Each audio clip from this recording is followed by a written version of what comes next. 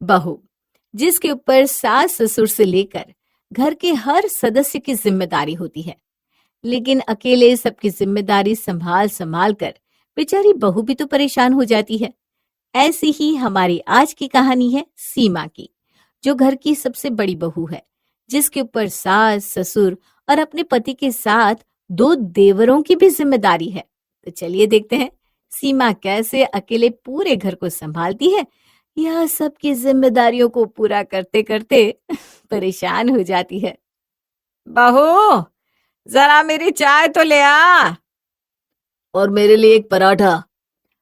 और भाभी मेरे लिए ओट्स बना देना, आज से मैंने डाइट स्टार्ट की है। अरे बहू, कहाँ रह गई? अरे ला रही हूँ माँ जी, ला रही हूँ। इन सब ने तो मुझे कोई मशीन समझ रखा है। एक तरफ से माँ जी ऑर्डर देती है तो दूसरी तरफ से बाकी सब ऑर्डर्स देना शुरू कर देते हैं। सीमा एक हाथ में चाय तो दूसरे हाथ में अपने पति संदीप के लिए पराठा लेकर आती है। ये लीजिए माँ जी आपकी चाय और ये आपका पराठा। और भाभी मेरे ओट्स। अरे ला रही हूँ भाई, ला रही हूँ। अब मेरे चार हाथ तो है नहीं कि सब कुछ एक साथ ले आऊं। वो तो है भाभी, अभी आप मोहित के लिए एक हाथ में ओट्स लेकर आओगी तो दूसरे हाथ में मेरे लिए सैंडविच ले आना, हाई प्रोटीन वाला। मैं भी तो आजकल जिम जा रहा हूँ ना भाभी। हे भगवान, जब तुम दोनों जिम जा रहे हो तो एक जैसा खाना नहीं खा सकते हो क्या? एक को ओट्स खाना है, दूसरे को सैंडविच। मैं यहाँ पर तरह तरह के खाना बनाने वाली कोई मशीन हूँ क्या? अरे भाभी गुस्सा क्यों होती हो? चलो आप मेरे लिए भी आज ओट्स ही ले आओ, बस मैं वही खा लूंगा। सीमा दोनों के लिए ओट्स लेकर आती है। अच्छा भाभी, कल ना ऑफिस में मेरी इंपॉर्टेंट मीटिंग है, आप मेरी व्हाइट शर्ट को धोकर प्रेस कर देना। और मेरे तो सारे ही कपड़े गंदे हैं भाभी, मेरे कपड़े भी धो देना। ठीक है, धो दूंगी। भाभी शाम को ना मेरे लिए ब्राउन राइस और सोते वेजिटेबल्स बना देना, मैं वही खा लूंगा। आप मेरे लिए ब्राउन राइस के साथ हाई प्रोटीन टोफू करी बना देना भाभी, मुझसे ना ये सोते वाले वेजिटेबल खाए नहीं जाते। और हाँ, साथ में ना अंडे भी उबाल कर रख देना भाभी।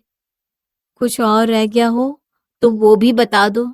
सुबह उठते ही एक के बाद एक काम के ऑर्डर मिलने शुरू होते हैं, रुकते ही नहीं है। आप ही बता दीजिए कुछ काम बचा हो तो। हाँ, है तो सही। क्या? अरे तुम्हें बताया था ना कि फ्राइडे को मुझे बिजनेस ट्रिप के लिए निकलना है, तो मेरे 5 जोड़ी नहीं 6 जोड़ी कपड़े प्रेस करके पैक कर देना, और साथ में ले जाने के लिए मेथी के थेपले और थोड़ा सूखा नाश्ता भी बना देना। तुम्हें पता है ना, बाहर का खाना मुझे डाइजेस्ट नहीं होता। हाँ, बना दूंगी। इसके अलावा मेरे पास ऑप्शन भी क्या है? बाहू, अब तो संदीप के ले जाने के लिए थोड़ा सूखा नाश्ता बनाएगी तो थोड़ा सा मेरे लिए और तेरे पापा जी के लिए भी बना दियो, और साथ में ना थोड़े नमक पारे और बेसन की बर्फी भी बना लियो। हे भगवान, कोई तो बख्श दो मुझे। इतना काम सुन सुनकर तो मुझे चक्कर आने लगा है। अच्छा, तो फिर बर्फी बनानी रहने दियो बेटा, सिर्फ नमक पारे ही बना दियो। विमला देवी सीमा के कामों की लिस्ट से बर्फी का भार ऐसे कम करती है जैसे न जाने उसने बेचारी के सर से सारे काम का भार ही खत्म कर दिया हो। हे भगवान, मुझे तो ऐसा लगता है कि मेरी पूरी जिंदगी इस किचन और घर का काम करते करते ही गुजर जाएगी। एक काम खत्म नहीं होता कि कोई ना कोई आकर दूसरा काम पकड़ा देता है। ऊपर से इन्होंने ये जिम जाने की नई आदत शुरू की है। अब दोनों के लिए हर रोज अलग अलग खाना बनाओ। बाहो, हे भगवान, अब इनको फिर से क्या काम याद आ गया? अरे बहू, कहाँ है? आ रही हूँ माँ जी। सीमा हॉल में जाती है। माँ जी कहिए, क्या हुआ? अरे बेटा, तुझे पता है ना मैं तुझे क्या कहने वाली हूँ। तेरे पापा जी अभी टहल कर आ गए हैं, तो उनके लिए चाय नाश्ता लेकर आ बेटा। हाँ, लाती हूँ माँ जी। नहीं बेटा, आज तू मेरे लिए चाय मत लेकर आ। आज तू मेरे लिए चाय की जगह ठंडी ठंडी लस्सी बना दे। बाहर से टहल कर आया हूं ना, तो थोड़ी गर्मी लग रही है, और साथ में पनीर का पराठा बना देना। जी ठीक है पापा जी। सीमा वापस किचन में जाती है। पहले ही मेरी जान को काम कम था क्या, जो ये एक काम और बढ़ा दिया? एक तो पता नहीं घर में सबको ये अलग अलग खाने का क्या चस्का है। जिस दिन आलू का पराठा बनाऊंगी उस दिन पनीर का पराठा खाना है, जिस दिन पनीर का पराठा बनाऊंगी उस दिन गोभी का खाना है। देवर तो देवर, मेरे तो सास ससुर भी जब देखो मुझे परेशान करने में लगे रहते हैं। सीमा भी अपने ससुर जी को खाना देकर सारा काम निपटाकर अपने देवरों के कपड़े धोने जाती है। हे भगवान, ये इन लोगों के कपड़े हैं या क्या है? इन कपड़ों को पहनकर मिट्टी में कुश्ती करने जाते हैं क्या ये दोनों? मशीन में धोने के बाद भी साफ नहीं हुए, अब हाथ से धोकर ही साफ करने पड़ेंगे। ये दोनों जल्दी से शादी करे तो मेरी इनके काम से कुछ जान छूटे। इनकी वजह से दिन में 2 घड़ी फुर्सत नहीं मिल पाती। अरे यार, कितने कपड़े इन दोनों के खत्म ही नहीं हो रहे। धो धोकर मेरे हाथों में भी दर्द होने लगा है। सीमा इतनी गर्मी में जैसे तैसे करके सारे कपड़े धोती है। तभी बारी आती है दोपहर का खाना बनाने की। दोपहर का खाना खाने के बाद सीमा थोड़ी देर आराम करने के बारे में सोचती है। तभी आ जाता है उसके देवर का कॉल। हेलो भाभी, आपने मेरे कपड़े धो दिए ना? हाँ, धो दिए, अब तो सूख भी गए होंगे। अरे भाभी, सूख गए हो तो जल्दी से प्रेस करके रख दो। आज शाम का प्लान थोड़ा चेंज हो गया है। मतलब? अरे मतलब थोड़े दिन पहले मेरा बर्थडे था ना, तो वीकेंड ऑफ था। मेरे सभी फ्रेंड्स घूमने गए थे, इसलिए उनकी बर्थडे पार्टी पेंडिंग है। मैंने बोला उन सबको कि बाहर रेस्टोरेंट में सबको ट्रीट दे देता हूँ, लेकिन उन्होंने कहा जब तेरी भाभी इतना अच्छा खाना बनाती है तो बाहर रेस्टोरेंट में जाने में मजा नहीं आएगा यार। इससे अच्छा खाना तो तेरी भाभी घर पर ही बना देंगी। तो आज शाम को ना आप मेरे दोस्तों के लिए कुछ अच्छा सा डिनर बना देना। ज्यादा कुछ नहीं, बस शाही पनीर, दाल मखनी, मिक्स वेज, पुलाव, रायता, रोटी और एक स्वीट डिश बस। और हाँ, खाना मुझे मिला के 4 लोगों का बना देना। हाँ भाभी। अरे लेकिन बाद में भाभी, मैं आपसे बाद में बात करता हूँ। हाँ, इतना कहकर सागर कॉल कट कर देता है। ये तो हद ही हो गई यार, इन लोगों ने आखिर मुझे समझ क्या रखा है? काम करने वाली मशीन हूं क्या मैं, जो सुबह से शाम तक काम में ही लगी रहूंगी? घर में इकलौती बहू होना सच में सबसे बड़ा पाप है। जो भी आता है मुझे एक काम बताकर चला जाता है। पहले मेरे ऊपर सबकी जिम्मेदारी कम थी, क्या अब इसके दोस्तों के लिए भी खाना बनाओ? आराम करने के लिए थोड़ा टाइम मिला था, अब वो भी हाथ से गया। पहले सबके कपड़े प्रेस करने पड़ेंगे, फिर उसके बाद संदीप जी के लिए सूखा नाश्ता बनाना पड़ेगा, फिर सबके लिए और इसके दोस्तों के लिए रात का डिनर बनाना पड़ेगा। हे भगवान, कैसे करूंगी मैं अकेले ये सब? बेचारी सीमा को अपना आराम त्याग कर सबसे पहले सारे कपड़े प्रेस करने पड़ते हैं। कितने कपड़े हैं यार, इतनी देर से प्रेस कर रही हूँ, खत्म होने का नाम ही नहीं ले रहे। हे भगवान, अभी और कितने बाकी है? भगवान, सच सच बताना, मैंने ऐसा क्या पाप किया था कि मुझे इस घर की बड़ी बहू बना दिया? जब तक घर में छोटी बहू नहीं आएगी तब तक बड़ी बहू से ही एक एक काम करवाया जाएगा। ऐसा लगता है दुनिया में बस काम करने ही आई हूं मैं। थोड़ी देर बाद, हाँ चलो, जैसे तैसे ये कपड़े तो प्रेस हो गए। हाँ, अब जाकर संदीप जी के लिए सूखा नाश्ता बना देती हूँ।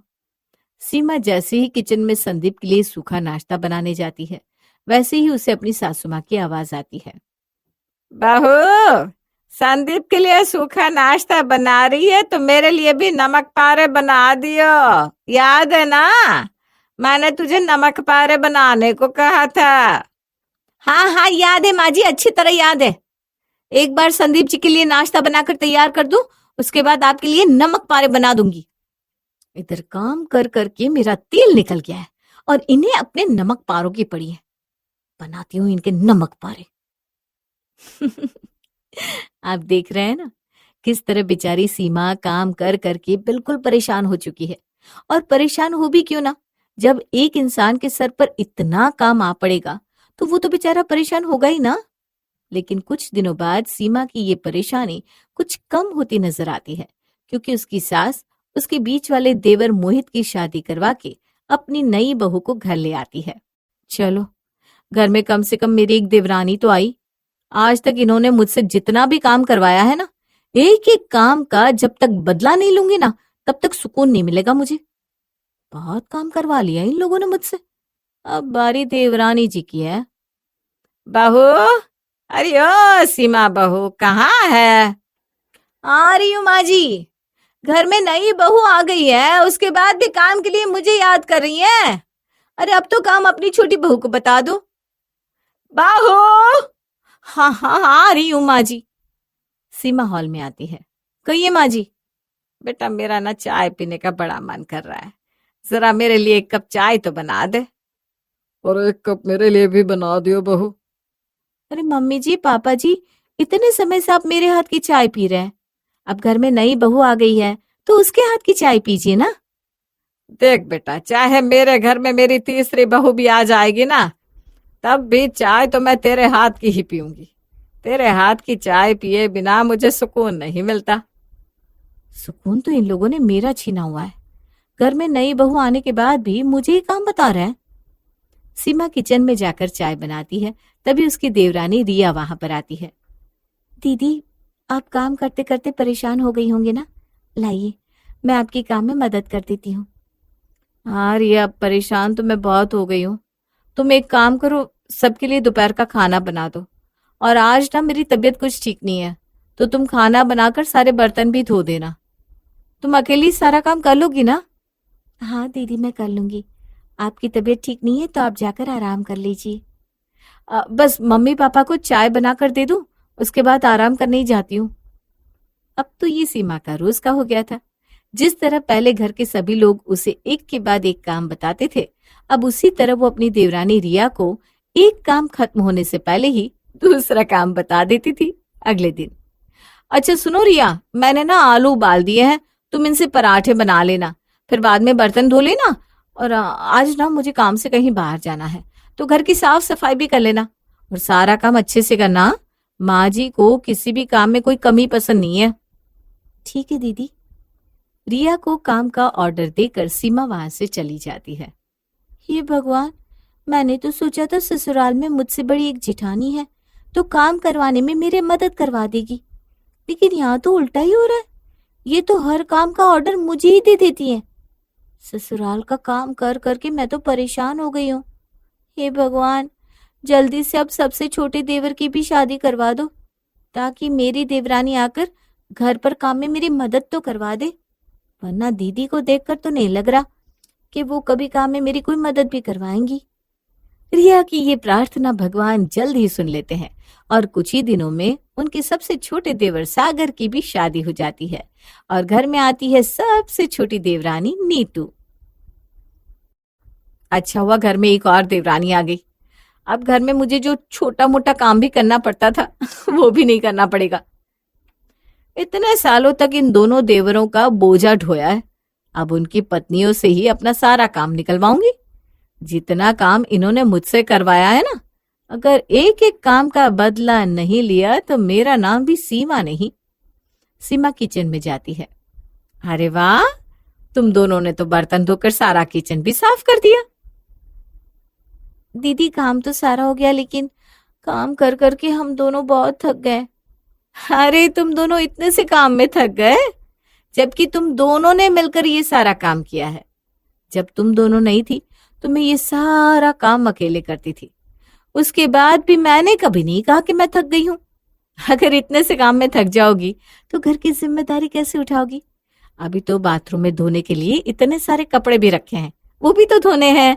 और छत पर मैंने गेहूं सूखने के लिए रखे हैं, वो भी साफ करने हैं। क्या? हाँ, एक काम करना, तुम दोनों काम को आधा आधा बांट लेना। रिया, तुम सारे कपड़े धो लेना और नीतू, तुम गेहूं साफ करके घर पर जो चक्की रखी है ना, उसमें आटा पीस देना। क्या है ना, सब लोग घर के पीसे हुए आटे की ही रोटी खाते हैं, इसलिए हमने घर पर ही चक्की लाकर रख दी है। तुम दोनों जल्दी जल्दी काम खत्म कर लेना, फिर शाम का खाना भी तो बनाना है? और घर का ना राशन खत्म होने वाला है, तो मैं बाजार जाकर राशन लेकर आती हूँ। तब तक तुम सारा काम खत्म करके रात का खाना बनाकर तैयार कर लेना। ठीक है दीदी। सीमा फिर से उन दोनों को थोप पर काम पकड़ाकर वहां से चली जाती है। दीदी ने तो हद ही कर रखी है, जब देखो हमें ही काम बताती रहती है, और इतना सारा काम है तो कभी काम करवाने में हमारी थोड़ी मदद भी तो कर सकती है। सच में रिया दीदी, शादी से पहले मैंने ससुराल के लिए क्या क्या सपने देखे थे, लेकिन यहाँ पर तो सब कुछ उल्टा ही हो रहा है। काम करने के अलावा किसी और चीज के लिए समय ही नहीं मिल रहा। अगर ऐसे ही चलता रहा ना तो हम दोनों घर के काम करते ही रह जाएंगे और दीदी हमसे काम करवा करवा कर ऐश करेंगी। सीमा की दोनों देवरानियां अब काम कर करके परेशान हो जाती हैं। वो दोनों शाम को सबके लिए खाना बनाकर किचन का सारा काम खत्म करके अपने रूम में जा रही होती है। तभी सीमा उनके पास आती है। देखो, मुझे पता है कि तुम दोनों पूरा दिन काम कर करके बहुत थक गई होंगी। दीदी प्लीज, अगर आप अभी हम दोनों को कोई काम बताने वाली हो तो मैं पहले ही बता दूं। आज इतना सारा काम करके हम दोनों पहले ही थके हुए हैं, तो प्लीज अभी हमें कोई और काम मत बताना।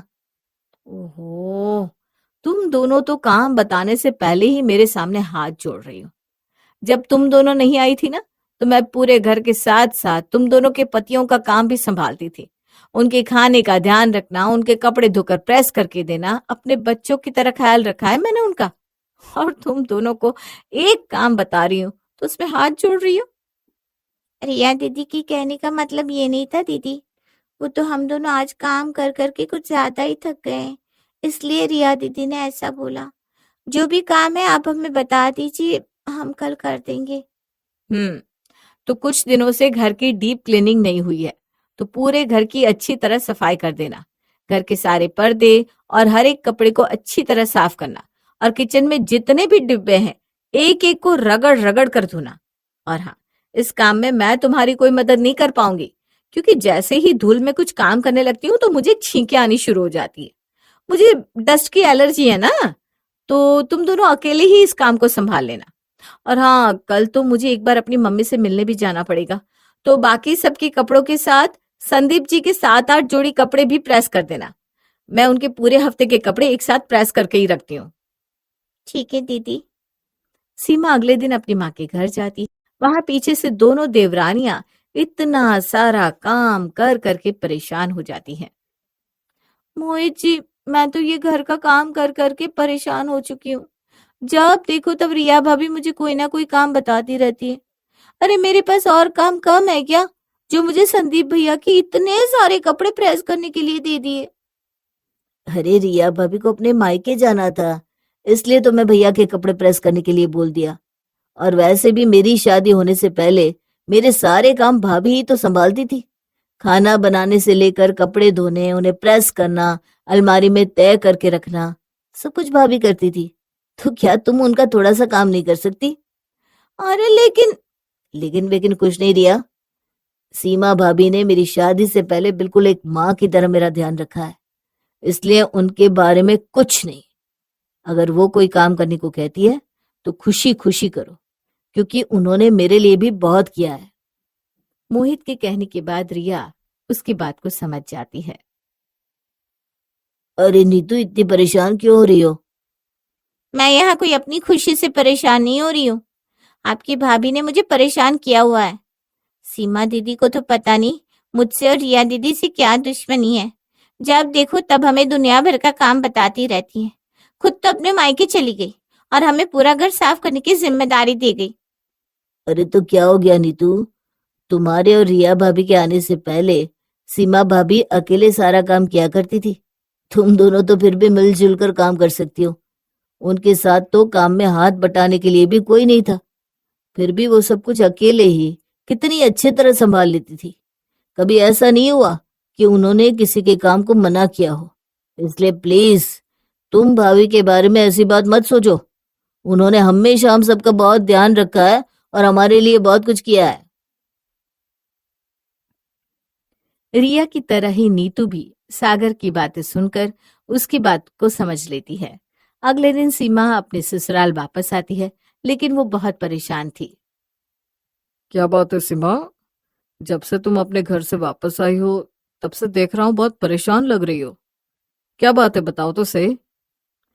आपको पता है ना संदीप जी कि मैं अपने मम्मी पापा की इकलौती बेटी हूँ। जब उन्होंने बचपन से आज तक हमेशा मेरी जिम्मेदारी उठाई, तो मुझे भी उनके प्रति अपनी जिम्मेदारियां निभानी चाहिए ना। अरे बिल्कुल निभानी चाहिए सीमा, लेकिन हुआ क्या है? मैं कल मम्मी से मिलने गई थी तो पता चला डॉक्टर ने उन्हें ऑपरेशन के लिए बोला है, लेकिन ऑपरेशन का खर्चा इतना है कि मम्मी पापा नहीं उठा सकते। अरे तो उसमें क्या हुआ सीमा, मैं हूं ना। वो दोनों मेरे लिए भी मेरे माता पिता समान ही है। मम्मी जी के ऑपरेशन के लिए मैं पैसे दूंगा। लेकिन मम्मी के ऑपरेशन में 8 लाख रुपए का खर्चा है। आपकी प्राइवेट जॉब है, जितनी हमारी सेविंग्स है उनको भी मम्मी पापा की सेविंग्स में मिला देना तो भी मुश्किल से 6 लाख रुपए ही इकट्ठा होंगे, और बाकी के 2 लाख कहाँ से लाएंगे? बाकी के 2 लाख रुपए हम इकट्ठा कर लेंगे भाभी। मैं और सागर मिलकर अपनी थोड़ी थोड़ी सेविंग आपकी मम्मी के ऑपरेशन के लिए जमा कर लेंगे। इतने पैसे तो हो ही जाएंगे। अरे तुम सब यहाँ? हाँ भाभी, जब से आप आई थी बहुत परेशान लग रही थी, इसलिए आपसे बात करने आए थे। पर बात करने से पहले ही सब कुछ पता चल गया। आप अपनी माँ की बिल्कुल भी चिंता मत कीजिए, हम सब मिलकर उनका ऑपरेशन करवाएंगे। हाँ दीदी, आपको बिल्कुल भी परेशान होने की जरूरत नहीं है। आपकी माँ हमारी भी माँ समान है। अपनी माँ के लिए सबके मन में इतना प्यार देखकर सीमा की आंखों में आंसू आ जाते हैं। तब उसे एहसास होता है कि भले ही जब वो अकेली थी तो उसके ऊपर पूरे परिवार की जिम्मेदारियों का भार था, लेकिन आखिरकार उसके परिवार के सभी लोग उसे कितना प्यार करते हैं। सब मिलकर सीमा की माँ का ऑपरेशन करवाते हैं। उस दिन के बाद सीमा अपनी दोनों देवरानियों पर इस तरह काम को थोपना बंद कर देती है और उनके साथ मिलजुल कर घर का हर एक काम करवाती है। आरती की शादी रामपुर के एक साधारण परिवार में हुई थी। शादी के बाद से ही उसे अपने ससुराल की एक अजीब आदत का पता चला। आरती के ससुराल वाले पनीर खाने के इतने दीवाने थे कि उन्हें 2 वक्त पनीर चाहिए ही चाहिए। माँ जी, आज खाने में क्या बनेगा? बहू, कढ़ाई पनीर बना दो और पराठा बना देना।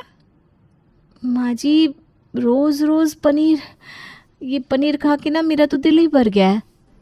अगर तुम्हारा दिल भर गया है तो फिर हमसे पूछने की क्या जरूरत है, बनाओ जो दिल में आए। माँ जी, आप तो मेरी बातों का बुरा मान रही हैं। मेरे कहने का वो मतलब नहीं था। हम सबको पनीर बहुत पसंद है और हमें 2 वक्त पनीर खाने की आदत है। ये बात तुम्हें जितनी जल्दी समझ में आ जाए उतना अच्छा है। आरती के ससुराल में सुबह के नाश्ते से लेकर रात के खाने तक पनीर की कोई ना कोई डिश बनती ही थी, चाहे पनीर भुर्जी हो, पनीर टिक्का, पनीर मखनी या पनीर पराठा। आरती, मैं तुम्हें हर महीने का घर का खर्चा दूंगा, तुम्हें उसी खर्च से महीना पूरा चलाना होगा। ठीक है, पर घर पर रोज पनीर बनता है तो आप मुझे उसी हिसाब से पैसे दीजिएगा। आरती, तुम जुबान कम और हाथ ज्यादा चलाया करो। अरे, आपने मुझे बस 8,000 रुपये दिए हैं, इसमें पूरे महीने का पनीर कहाँ से आएगा? जितना बोला जा रहा है उतना करो। 8,000 रुपये में तुम्हें पूरा महीना चलाना है। आरती ने जैसे तैसे 15 दिन तो खींच लिए, पर उसके पति राजेश ने जो महीने की रकम तय की थी वो इतनी कम थी कि उसमें घर चलाना मुश्किल हो गया था। लेकिन पनीर की डिमांड कभी कम नहीं होती थी। अचानक आरती के फ़ोन की घंटी बजती है। अरे सीमा, कैसी हो तुम? मैं तो बड़ा परेशान हुआ। अच्छा हुआ तुमने आज कॉल कर लिया। मैं ठीक हूँ आरती, तुम्हें क्या हुआ? मैंने सुना तुम्हारे ससुराल में तो पनीर प्रेमियों का अड्डा है, रोज पनीर बनाते बनाते पक नहीं जाती। पक तो मैं कब की चुकी हूँ, लेकिन क्या करूँ, यहाँ तो रोज़ का यही राग है। घर खर्च इतना कम मिलता है और उसमें भी पनीर का खर्चा सबसे ज़्यादा हो जाता है। अरे तो अपने पति से क्यों नहीं कहती कि खर्च बढ़ा दे? कह चुकी हूँ, लेकिन राजेश कहते हैं इतने में काम चलाना सीखो। तो तुम एक बार अपनी सास से इस बारे में बात करो, क्या पता वो समझ जाए। आरती सीमा की बात को मानकर अपनी सास से बात करने जाती है। माँ जी, मुझे आपसे कुछ कहना था। हाँ बहू, बताओ क्या बात है। माँ जी, मुझे हर महीने जो खर्च मिलता है ना वो 15 दिन से ज़्यादा ऊपर नहीं खींच पाता, क्योंकि यहाँ पनीर बहुत ज़्यादा बनता है। क्या आप इनसे कहकर मुझे थोड़े ज़्यादा पैसे दिलवा सकती हैं? मेरा बेटा तुम्हें महीने का 8,000 रुपये देता है। अरे मुझे तो 5,000 देता था, मैं फिर भी पूरा महीना चला लेती थी। माँ जी, 2 वक्त पनीर बनता है, आप इस बात को समझने की कोशिश तो करें। मैं सब समझ रही हूँ, मुझे तो ऐसा लगता है तुम आधे पैसे अपने मायके पहुँचा देती हो, इसीलिए तुम्हें पैसों की कमी पड़ रही है। आरती की परेशानी दिन ब दिन बढ़ रही थी। वो हर हफ्ते बाजार से पनीर खरीदती और अपने बजट को संतुलित करने की कोशिश करती। ऊपर से उसका देवर अजय कहीं भी बाहर से आता तो पनीर का एक टुकड़ा तोड़ के खा लेता था। हर महीने के आखिर में पैसे खत्म हो जाते, जिसकी वजह से आरती को सोचना पड़ता था कि अगले महीने कैसे गुजारा होगा।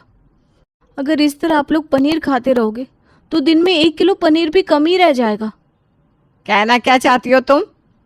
जिस तरह आप लोग पनीर खा रहे हैं सब्जी भी कम पड़ जाएगी, और बजट भी नहीं है इतना कि दोबारा पनीर लाकर मैं सब्जी में डाल सकूं। इस बात से हमें कोई मतलब नहीं है, हमें सिर्फ पनीर खाने से मतलब है। तुम्हें जैसे जो जहाँ मैनेज करना है करो, पर हमें 2 वक्त पनीर खाने दो। पर माँ जी, इतने कम पैसों में मैं कैसे सब मैनेज कर सकती हूँ? मैं भी तो पहले मैनेज करती थी, तुम्हें किचन हाथ में क्या दे दिया? तुमने तो नखरों के साथ साथ खर्चे भी बढ़ा दिए।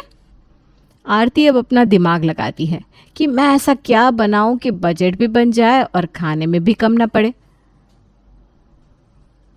अब से मैं इन्हें 2 वक्त पनीर की भुर्जी बनाकर दूंगी। इन्हें तो पनीर से मतलब है, ये खा भी लेंगे। आरती की ये ट्रिक काम आ जाती है। आरती के देवर को पनीर की भुर्जी ज़्यादा पसंद आती है। क्या भाभी, आप भी थोड़ा थोड़ा पनीर डालते हो, ज्यादा दिया करो ना। देवर जी, सबके हिस्से का अपना अपना पनीर है। अब तुम क्या मेरे बेटे को पनीर भी नाप कर दोगी? नहीं माँ जी, वो बात नहीं है, पनीर की भुर्जी फिर कम रह जाएगी। मैंने पहले भी कहा है, ये सब तुम्हें मैनेज करना है, हमारा पेट काट कर मैनेज नहीं करना। आरती का देवर 2 लोगों के हिस्से की पनीर भुर्जी अकेले खा जाता था और आरती को दोबारा पनीर की भुर्जी बनानी पड़ती थी। आरती समझ जाती है कि उसे पनीर का ही जुगाड़ करना पड़ेगा, इसलिए वो अपनी मौसी से बात करती है। मौसी प्रणाम, कैसी हैं आप? अरे आरती, कैसी हो तुम? और ससुराल वाले कैसे हैं? सब ठीक है मौसी, बस थोड़ी परेशानी है। घर में ना रोज़ पनीर बनाना पड़ता है और खर्चा इतना कम मिलता है, समझ में नहीं आता कैसे संभालूं। बस इतनी सी बात। देख, मेरे पड़ोस में ना एक डेयरी है, वहाँ से तुम सस्ता पनीर ले सकती हो, बाजार से आधे दाम में मिलेगा। सच में मौसी, आप मुझसे मजाक तो नहीं कर रही हैं ना? कोई माँ अपने बच्चे से भला मजाक कर सकती है क्या? मैं तेरी मौसी हूँ और मौसी माँ समान होती है। मौसी, आपने तो मेरी सारी मुश्किलें हल कर दी। मुझे तो लगता है इससे मेरी आधी परेशानी दूर हो ही जाएंगी। आरती ने मौसी की बात मान ली और अगले हफ्ते वो उस डेयरी पर दुकान वाले से बात करने चली गई। भैया, सुना है आप मार्केट के हिसाब से पनीर आधे दाम में देते हो? हाँ दीदी, एकदम सही सुना है आपने। भैया, आपका पनीर बिल्कुल ताज़ा होगा ना? ऐसा तो नहीं कहीं आप 2 दिन पुराना पनीर रखते हो और इसीलिए सस्ता बेचते हो? मेरे पनीर में आपको बिल्कुल भी शिकायत नहीं मिलेगी। मेरा पनीर बिल्कुल फर्स्ट क्लास होता है। ठीक है, तो आप मुझे 1.5 किलो पनीर दे दीजिए। आरती अब सुबह शाम सबको पनीर खिलाने लगी थी। कोई भी ज़्यादा पनीर मांगता तो उसे मना करने की जगह चुपचाप पनीर दे देती। आरती के ससुराल वाले अब बहुत खुश हो गए थे। आज सुनिए, ये बहू को आजकल हो क्या गया है? अब क्या कर दिया बहू ने? अब तो वो तुम्हें पनीर भी पेट भर के खिला रही है। मुझे यही तो समझ में नहीं आ रहा कि बहू बिना कुछ बोले चुपचाप पनीर कैसे खिला रही है। तुम तो ये कहो कि तुम्हें बिना लड़े चैन नहीं है, बस घर में कलेश करना है, चाहे अब वो कैसे भी हो। आपसे तो कुछ भी कहना बेकार है, जाओ अपना काम करो, मैं खुद देख लूँगी। अगले दिन कमल अपनी बहू से नाश्ते की तैयारी करने को कहता है और पूछता है कि वो नाश्ते में क्या बनाएगी। आरती बहू, आज नाश्ते में क्या बना रही हो? पनीर पराठा और चाय पापा जी। बहू, पनीर पराठा ज़रा अच्छा बनाना, पिछले हफ्ते वाले कुछ ज़्यादा ही सख्त हो गए थे। और हाँ भाभी, साथ में थोड़ी सी पनीर भुर्जी भी बना दो, चाय के साथ अच्छी लगती है। जी देवर जी, अभी बनाती हूँ। आरती मन ही मन सोचती है, पनीर भुर्जी, पनीर पराठा, पनीर पनीर पनीर, ये लोग और कुछ खा ही नहीं सकते क्या? ये लोग इंसान है या पनीर के भक्त? आरती नाश्ता लेकर टेबल पर जाती है। बहू, ये आज पनीर थोड़ा सख्त लग रहा है, क्या तुमने बाजार से अच्छे से नहीं खरीदा? जी पिताजी, बाजार से ही लिया है। भाभी, अगली बार और ताज़ा पनीर लेना, स्वाद अच्छा ना हो तो नाश्ते में मज़ा ही नहीं आता। ठीक है, इस बार जब मैं पनीर खरीदने जाऊंगी तो मैं दुकानदार को कह दूंगी कि वो थोड़ा अच्छा पनीर दे। आरती को पनीर लाते हुए 1 हफ्ते से ऊपर हो चुका था। उसी दौरान आरती की दोस्त सीमा उसे दोबारा फ़ोन करती है। अरे आरती, कितने दिन हो गए तुझसे मिले, ये पता कब मिलेगी? सब ठीक है, लेकिन एक बात है जो मुझे पागल कर रही है। कौन सी बात? अरे मुझे भी बता, अभी भी तेरी पनीर की परेशानी दूर हुई नहीं क्या? तुझे तो पता है यार, यहाँ सबको पनीर इतना पसंद है कि सुबह शाम पनीर ही बनाना पड़ता है। मुझे लगता है जैसे मैं पनीर की दुकान चला रही हूँ। तंग आ गई हूँ यार। अरे वाह, तेरे ससुराल वाले तो असल में पनीर के भक्त हैं। वैसे ये तो अच्छी बात है ना, लेकिन तुझे तकलीफ क्या है? तकलीफ ये है कि घर का खर्चा इतना कम मिलता था कि समझ में नहीं आता कि पनीर खरीदूं या बाकी का सामान। कैसे कैसे इसका हल निकाला। अब ऊपर से रोज का वही कि वही, पनीर सॉफ्ट नहीं है, सब्जी अच्छी नहीं है, कुछ ना कुछ ड्रामा चलता ही रहता है। अरे तो तुम पनीर बनाना कम कर दो। अरे सीमा, अगर पनीर ना बना तो ऐसे मुंह बना लेते जैसे मैंने कोई गुनाह कर दिया हो। तुम राजेश को बोल क्यों नहीं देती कि जो भी तुम कर रही हो उससे ज़्यादा नहीं कर पाओगी? अरे कितनी बार कह चुकी हूँ, लेकिन राजेश का जवाब बस इतना होता है कि घर चलाना सीखो या अपने मायके चली जाओ। यार ये तो बड़ा मुश्किल काम है, कुछ उपाय तो करना पड़ेगा। तुम ये पनीर कहाँ से लाती हो? मेरी मौसी ने अपने घर के पास एक डेयरी बताई थी, उसी के यहाँ से वो आधे दामों में देता है ना पनीर। मेरी नज़र में तो फिर अपनी मौसी से दोबारा बात करनी चाहिए कि दुकानदार पनीर अच्छा नहीं दे रहा। क्या पता तुम्हारी मौसी दुकानदार से बात कर ले। हाँ, ये बात तुमने बिल्कुल ठीक कही। आरती अपनी सहेली सीमा की बात सुनकर अपनी मौसी रानी को फ़ोन करती है। नमस्ते मौसी, मुझे आपसे ना पनीर के सिलसिले में बात करनी थी। पहले ये बताओ कैसी हो, ससुराल वाले कैसे हैं? मौसी सब ठीक है, बस ये पनीर की डिमांड ने जान ले रखी है। अब जो नया पनीर ला रही हूँ ना, उसमें ये लोग कमियां ही निकालते रहते हैं। नए पनीर से भाई उन्हें क्या दुश्मनी हो गई? मेरे मोहल्ले के तो सब लोग इसी दुकानदार से पनीर खरीदते हैं और अभी तक कोई शिकायत नहीं। मौसी, दुश्मनी नहीं है, लेकिन महीने के आखिर में पैसे खत्म हो जाते हैं, इसलिए मैंने वहाँ से पनीर लेना शुरू किया था। अरे तो अपने पति से बोलो कि वो तुम्हें कहीं से अच्छा पनीर ला कर दे। मैंने इतना कहा, पर ये मुझसे पलटकर कहते हैं कि पैसे समझदारी से खर्च करो। पनीर मैं लूँ या तुम, क्या फ़र्क पड़ता है? मौसी आप ही बताओ मैं क्या करूँ। अरे इतनी सी बात बच्चा, देख मेरे पड़ोस में ही तो डेयरी है, मैं जाकर अभी उससे बात कर लूँगी। आधे दाम में दे रहा है तो इसका मतलब ये तो नहीं कि खराब माल देगा। मौसी आपको बहुत बहुत धन्यवाद, आपने मेरी आधी टेंशन ख़त्म कर दी। जब तक मैं दुकानदार से बात नहीं कर लेती तब तक के लिए तुम वहीं से पनीर खरीद कर बना लो ताकि कोई परेशानी ना हो। ठीक है मौसी, मैं एक हफ्ते पास के मार्केट से पनीर खरीद लूँगी। वैसे भी जब से आपने मुझे वो दुकान बताई है तब से मेरे काफ़ी पैसे बचने लगे हैं, तो मैं एक हफ्ते तो ये पैसे चला ही सकती हूँ। कुछ दिनों बाद आरती के घर कई सारे मेहमान आते हैं। आरती रोज़ की तरह पास की दुकान से ही पनीर ले आती है। बहू, मेहमानों के लिए खाने में कुछ खास होना चाहिए। पनीर मखनी, शाही पनीर और पनीर टिक्का बनाओ। साथ में पनीर की कचौड़ियाँ भी बना देना। सबको हमारा खाना पसंद आना चाहिए। जी माँ जी, मैं सब संभालूंगी। सबके लिए पनीर का इंतज़ाम कर लिया है। और देखो बहू, पनीर अच्छा और ताज़ा होना चाहिए। रिश्तेदारों के सामने हमारी नाक ना कटे। अभी नहीं कैसे समझाऊं कि इतने लोगों के लिए ताज़ा पनीर बाज़ार से लाना कितना महंगा पड़ेगा। आज उस डेयरी का थोड़ा और ताज़ा पनीर मिक्स करके उसी से काम चलाना होगा। रात का समय था, सभी मेहमान खाने की टेबल पर बैठ जाते हैं और आरती उन्हें खाना परोसती है। वाह भाई वाह, खाने में तो बहुत सारे पनीर के आइटम है। शाही पनीर की तो खुशबू ही लाजवाब लग रही है। जी बहुत बहुत शुक्रिया आपका। और ये टिक्का तो बहुत बढ़िया बना है। बहू सच में ये खाना बहुत बढ़िया है। थैंक यू अंकल, जल्दी जल्दी खाइए, सब कुछ ठंडा हो जाएगा। सभी खाना खा लेते हैं, लेकिन कुछ देर बाद कई लोगों को पेट में दर्द और असहजता महसूस होने लगती है। मुझे लगता है पनीर में कुछ गड़बड़ थी। मेरा पेट अचानक से भारी लग रहा है। हाँ, मुझे भी ऐसा ही लग रहा है। कहीं पनीर खराब तो नहीं था? ये कैसे हो सकता है? हमारा खाना तो हमेशा अच्छा रहता है। आरती बहू, ये पनीर कहाँ से लाई थी? पापा जी पास की दुकान से लाई थी, वहीं से तो हमेशा लाती हूँ। मेहमान के साथ साथ ससुराल वालों की तबीयत भी खराब होना शुरू हो जाती है। आज का पनीर कुछ अलग लग रहा है, स्वाद भी बड़ा अजीब था। हाँ पापा, मुझे भी कुछ गड़बड़ लग रही है। पता नहीं क्या बात है, पर कुछ दिनों से जहाँ से भी पनीर ला रही हो, उस पनीर से किसी न किसी के पेट में दर्द ही हो रहा है। सच सच बताओ, ये सबकी सेहत का मामला है। आखिर तुमने ये पनीर कहाँ से खरीदा? आरती कुछ बोल पाती उस पहले ही उसकी मौसी रानी वहां पहुंच जाती है। आप सभी को नमस्कार। मुझसे ना बहुत बड़ी गलती हो गई। आरती ने मुझे फ़ोन करके सब कुछ बताया था, जिसकी वजह से मैंने उसे एक डेयरी का पता दिया था। डेयरी का पता? पर आरती तो पनीर पास से ही लाती है। आपके घर इतनी दूर जाकर पनीर क्यों लाएगी? असल में आरती के पास इतना बजट नहीं था कि वो रोज़ रोज़ इतना पनीर खरीद सके, और मेरे पास की डेयरी में पनीर मार्केट से आधे रेट में मिलता था।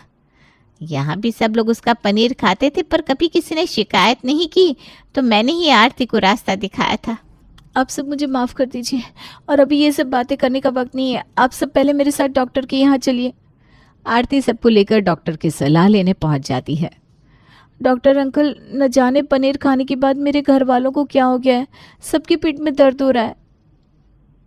ठीक है, आप कुछ वक्त इंतज़ार करिए, मैं सबका हाल देखकर अभी आपको बताता हूँ। ठीक है, मैं बाहर इंतज़ार करती हूँ। आप लोगों को फूड पॉइजनिंग हुई है। आप लोगों ने जो पनीर खाया था वो ख़राब था क्या? डॉक्टर साहब, मैं रोज़ पनीर बनाती हूँ, लेकिन मैं सस्ते पनीर का इस्तेमाल कर रही थी। मुझे नहीं पता वो अच्छा था या ख़राब। क्या वो पनीर आप अपने साथ लेकर आई हैं?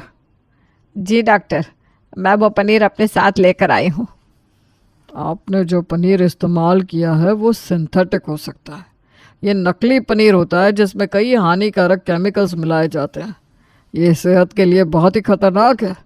इसे तुरंत बंद कर दे, और हाँ, घर का बजट भी समझदारी से बनाइए। आरती, ये क्या किया तुमने? इतने सारे मेहमानों की सेहत खतरे में डाल दी। हाँ जी, मुझे पता ही नहीं था कि ये नकली पनीर है। मैंने इसे सिर्फ इसलिए लिया क्योंकि ये सस्ता था, और बजट संभालने के लिए मुझे समझौता करना पड़ा। गुलाबो, ये हमारी गलती है। हमने आरती को इतने कम पैसे दिए कि उसे इस तरह की दिक्कतों का सामना करना पड़ा। हम सबकी मांगों ने उसे ऐसा कदम उठाने पर मजबूर कर दिया। डॉक्टर की बात ने ससुराल वालों को सोचने पर मजबूर कर दिया। घर लौटने के बाद ससुराल वालों ने आरती से बात की। आरती, हमें माफ़ करना। हम पनीर के इतने शौकीन हैं कि हमने तुम्हारी परेशानी पर ध्यान ही नहीं दिया। पापा, हमें अब से घर का बजट बढ़ाना होगा, और आरती, तुम जो चाहे बना सकती हो। हमें अब खाने में बदलाव चाहिए। आरती बहू, हम समझ गए कि तुम्हारी परेशानी कितनी बड़ी थी। तुम्हारे लिए सब संभालना कितना मुश्किल हो रहा होगा। अब से घर का बजट 2 गुना कर दिया जाएगा।